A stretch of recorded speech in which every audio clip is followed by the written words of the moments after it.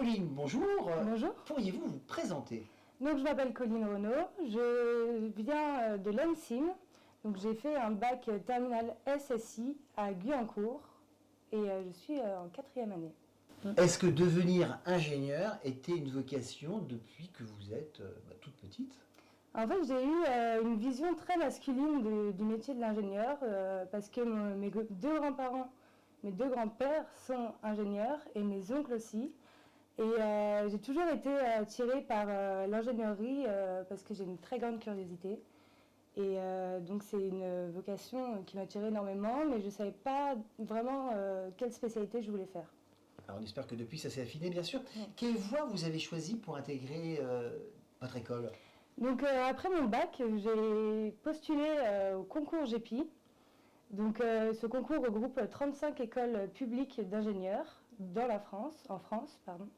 Et du coup, après ça, donc j'ai été acceptée à l'ENSIM. Donc l'ENSIM qui est une école au Mans, école d'ingénieurs spécialisée, elle, dans l'acoustique. Et aussi, elle a une filière informatique qu'on détaillera. Alors justement, parlez-nous un peu de votre parcours au sein de l'école. Donc moi, je suis arrivée, j'ai fait directement le parcours complet de l'école.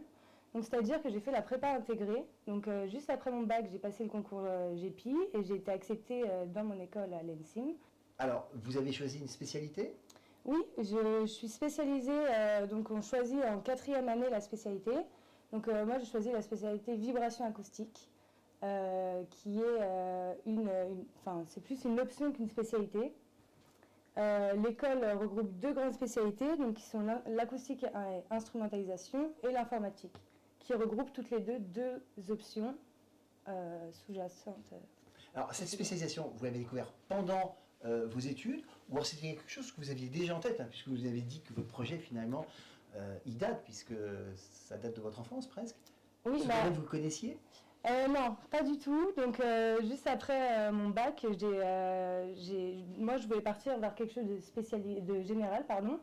Et j'ai été acceptée, du coup, dans cette école. Donc, j'ai creusé au début.